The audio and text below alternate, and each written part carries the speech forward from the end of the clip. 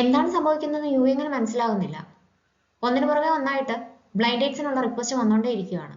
Phone ആരെങ്കിലും hack ചെയ്തതാണോ, ഏതെങ്കിലും ഓൺലൈൻ ഷോപ്പിംഗ് സൈറ്റിൽ നിന്ന് നമ്പർ ലീക്ക് ആയതാണോ എന്നൊക്കെ അവൾ സംശയിക്കും. അന്നേരമാണ് തലേദിവസം സംഭവിച്ച കാര്യം അവൾക്ക് ഓർമ്മ വരുന്നത്. കുടിച്ചു ബോധമില്ലാതിരുന്നപ്പോൾ പണ്ട് കൂടെ പഠിച്ചതും ഇപ്പൊ പരിചയമുള്ളതായിട്ടുള്ള എല്ലാ ആൾക്കാർക്കും അവൾ നിരത്തി പിടിച്ച് മെസ്സേജ് അയച്ചിട്ടുണ്ടായിരുന്നു. എനിക്ക് ബ്ലൈൻഡ് ഡേറ്റിന് പോകാൻ താല്പര്യമുണ്ട്, ആരെങ്കിലും അറിയാമെങ്കിൽ പരിചയപ്പെടുത്തി തരണം എന്നും പറഞ്ഞിട്ട്.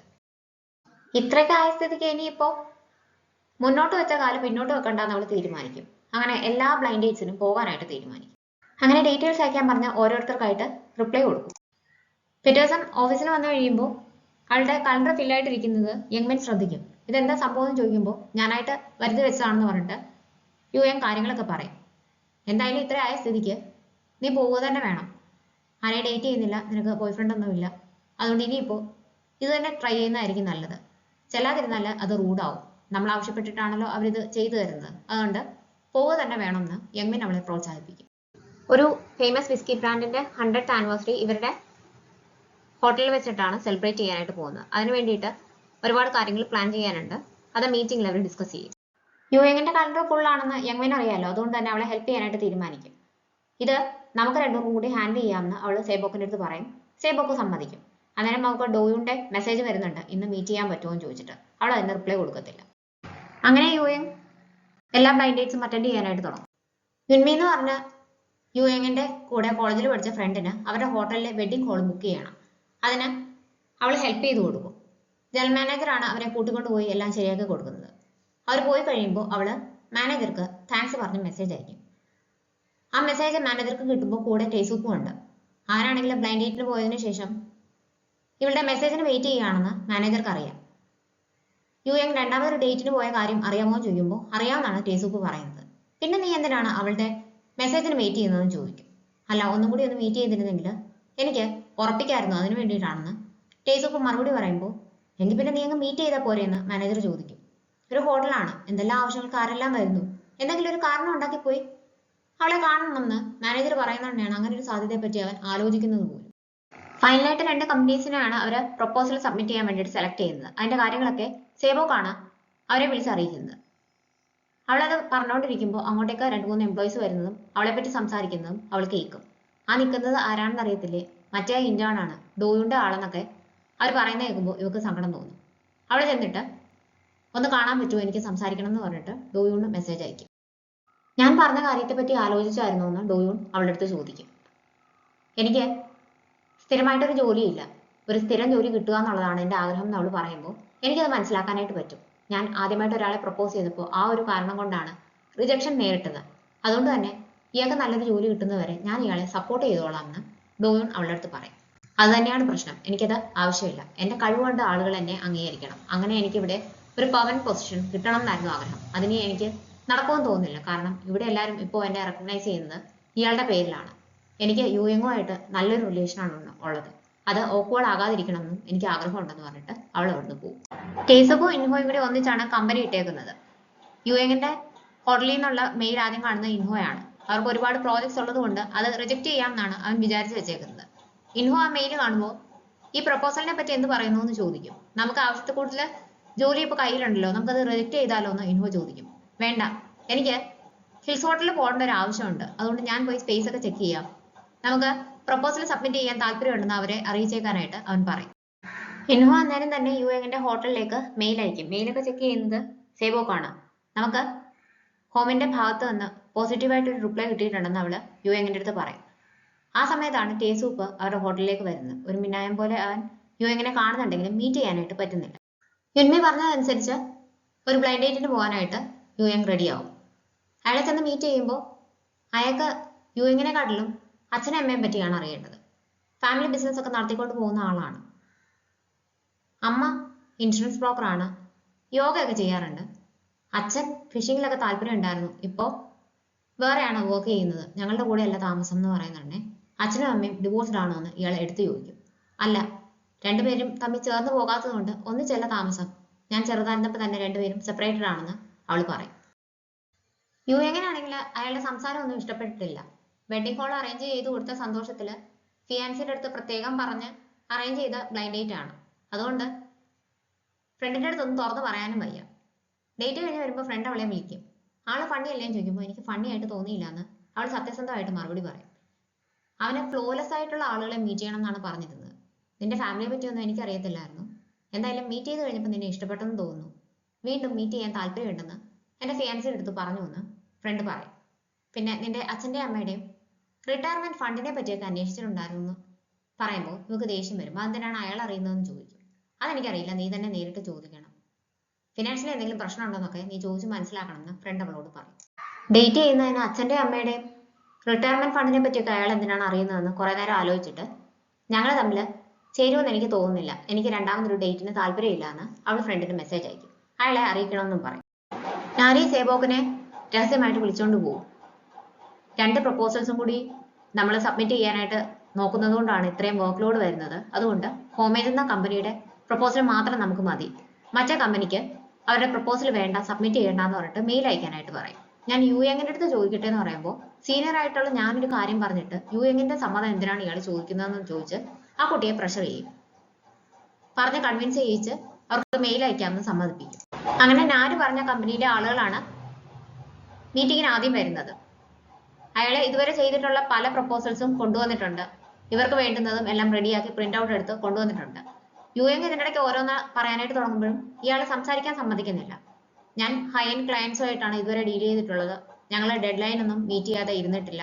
ഞങ്ങൾക്ക് എങ്ങനെ ചെയ്യണം എന്നറിയാമെന്നൊക്കെ പറഞ്ഞിട്ട് എല്ലാം അങ്ങോട്ടേക്ക് പറയുകയാണ് ചെയ്യുന്നത്. മീറ്റിംഗ് കഴിയുമ്പോൾ നാരിയാണെങ്കിൽ അയാളെ അപ്രിഷിയേറ്റ് ചെയ്യുന്ന രീതിക്ക് സംസാരിക്കുന്നുണ്ട്. സേവോക്ക് ആണെങ്കിൽ അണീസി ആവുന്നുണ്ട്. മറ്റേ കമ്പനിയുടെ പ്രപ്പോസൽ വന്നില്ലേ എന്ന് യു എൻ സേവോക്കിന്റെ അടുത്ത് ചോദിക്കും. അവിടെ കമ്പനിയിൽ എന്തോ പ്രശ്നം നടക്കുകയാണ്, അതുകൊണ്ട് പ്രപ്പോസൽ സബ്മിറ്റ് ചെയ്യാൻ താല്പര്യമില്ല എന്ന് സിഇഒ പറഞ്ഞു എന്ന് വളരെ ബുദ്ധിമുട്ടിയാണ് സേബോക്ക് യു എങ്ങിന്റെ അടുത്ത് പറയുന്നത്. ഇവളുടെ മുഖം എല്ലാം കാണുമ്പോഴത്തേക്കിനും അവൾ ഇത്രയും നാൾ അതിന്റെ പുറകെ നടക്കുകയായിരുന്നല്ലോ, അതിന്റെ നിരാശയാണെന്ന് യു എങ് വിചാരിക്കും. ഇതൊക്കെ ഇടയ്ക്ക് സംഭവിക്കുന്നതാണ്, അതൊന്നും കാര്യമാക്കണ്ടെന്ന് പറഞ്ഞിട്ട് യു എങ് അവളെ ആശ്വസിപ്പിക്കുകയും ചെയ്യും. ടേസൂപ്പ് കുറെ നാളുകൊണ്ട് ഈ പ്രപ്പോസലിന്റെ പുറകെയാണ്. ഉറക്കം പോലും കളഞ്ഞ് അവൻ ഇതിനു വേണ്ടിയിട്ട് വർക്ക് ചെയ്യുകയാണെന്ന് ഇൻഹോയ്ക്ക് അറിയാം. അതുകൊണ്ട് തന്നെ അവർക്ക് നമ്മളുടെ പ്രപ്പോസലിന്റെ ആവശ്യമില്ലാന്ന് മെയിൽ വന്നു എന്ന് അവനോട് വന്ന് പറയും. ഒരു മീറ്റിംഗ് പോലും കഴിഞ്ഞില്ലല്ലോ, പിന്നെ എന്ത് പറ്റിയെന്ന് ടേസൂപ്പ് ചോദിക്കും. ഒരുപക്ഷെ ഓൾറെഡി അവര് വേറെ ആരെങ്കിലും ഡിസൈഡ് ചെയ്ത് വെച്ചിട്ടുണ്ടാവാം. നമുക്കിത് ആദ്യത്തെ സംഭവമൊന്നും അല്ലല്ലോ. ഇത്രയും അൺപ്രൊഫഷണൽ ആയിട്ടുള്ള ആളുകളുടെ കൂടെ വർക്ക് ചെയ്യാതിരിക്കുന്നതാണ് നല്ലത്. നമുക്കൊന്ന് റിലാക്സ് ചെയ്യാനായിട്ട് ക്യാമ്പിങ്ങിന് പോയാലോ എന്ന് ഇൻഹോ സജസ്റ്റ് ചെയ്യും. സുവെ കൂടി കൂട്ടിക്കോളൂ, നമുക്ക് 3 പേർക്കും കൂടി പോകാമെന്ന് ടേസൂപ്പ് സമ്മതിക്കും.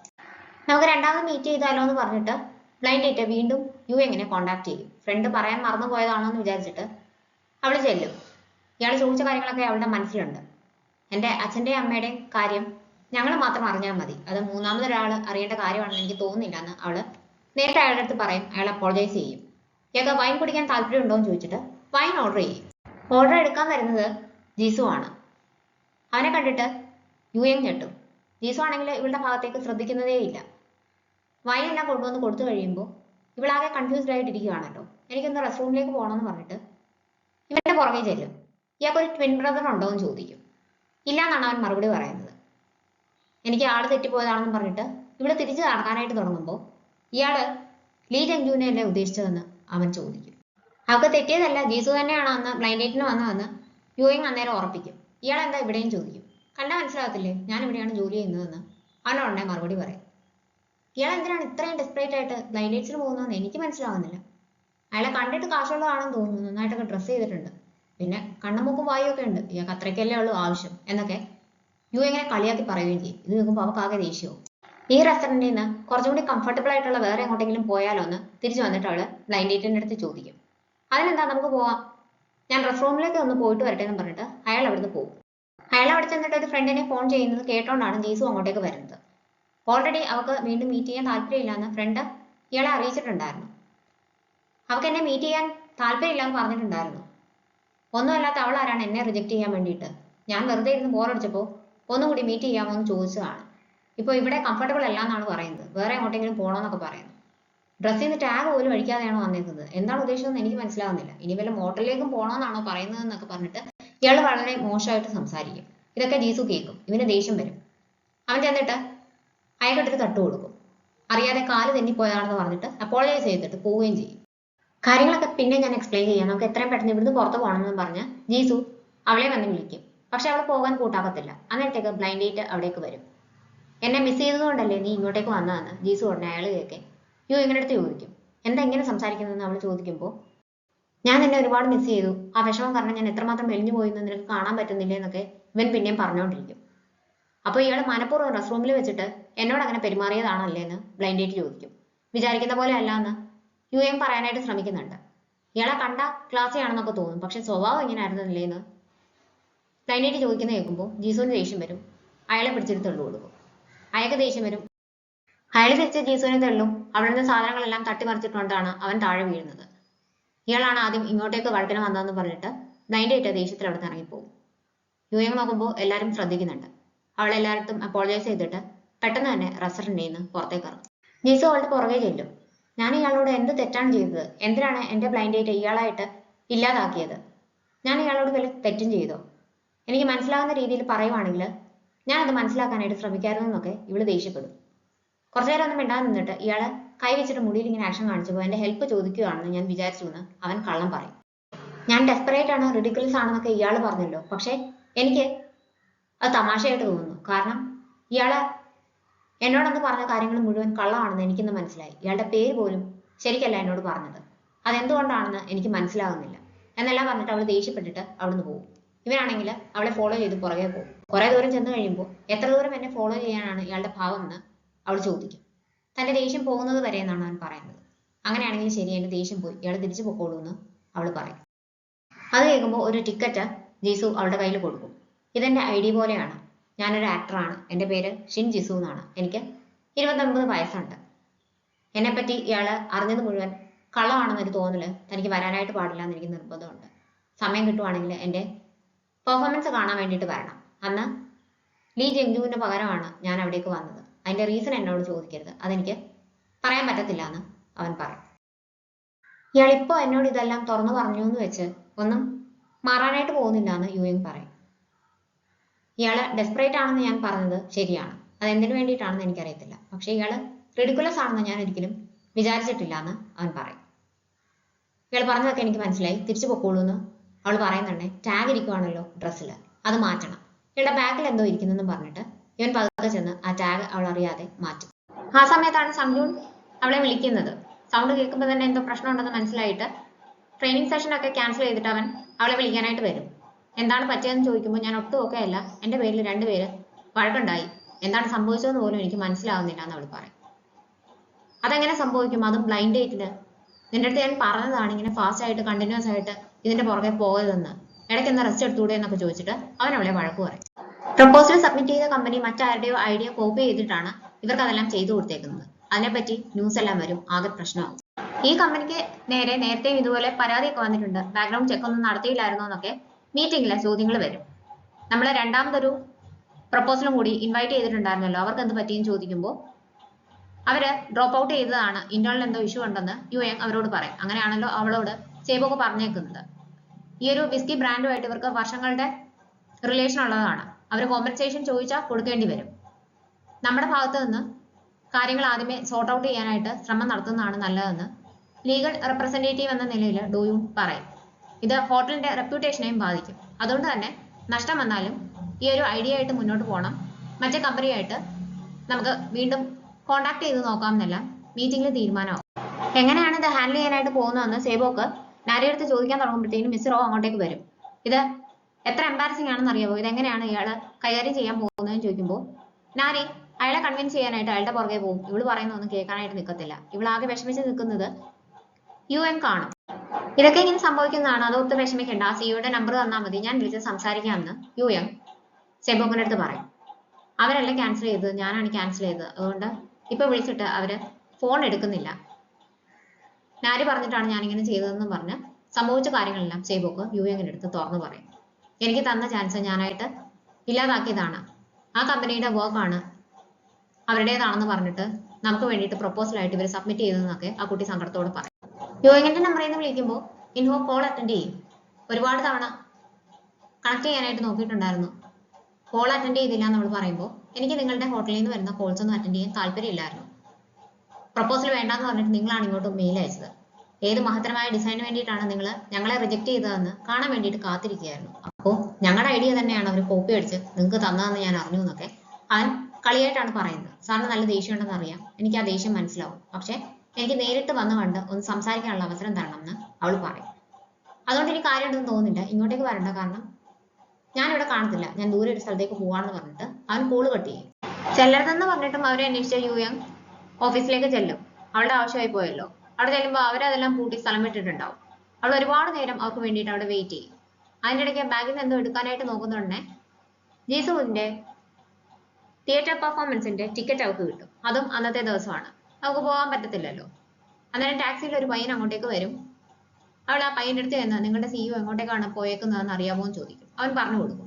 ഷോ തുടങ്ങുന്നതിന് മുമ്പ് ജീസു യുഎം വന്നിട്ടുണ്ടോ എന്ന് നോക്കും. അവൻ നെർവസ് ആണ്. ഇത്രയും കാലമായിട്ട് നിന്നെ ഇതുപോലെ നെർവസ് ആയിട്ട് ഞാൻ കണ്ടിട്ടില്ല, ആർക്ക് വേണ്ടിയിട്ടാണ് നീ വെയിറ്റ് ചെയ്യുന്നതെന്ന് കൂടെയുള്ള ആൾ ചോദിക്കുമ്പോൾ ഒരു ഫ്രണ്ടിന് വേണ്ടിയിട്ടാണെന്ന് അവൻ പറയും.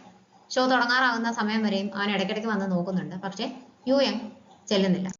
യുഎം ഈ സമയത്ത് ടാക്സി വിളിച്ച് ഇൻഹോ പോയ ക്യാമ്പിംഗ് സൈറ്റിൽ എത്തിയിട്ടുണ്ടാവും.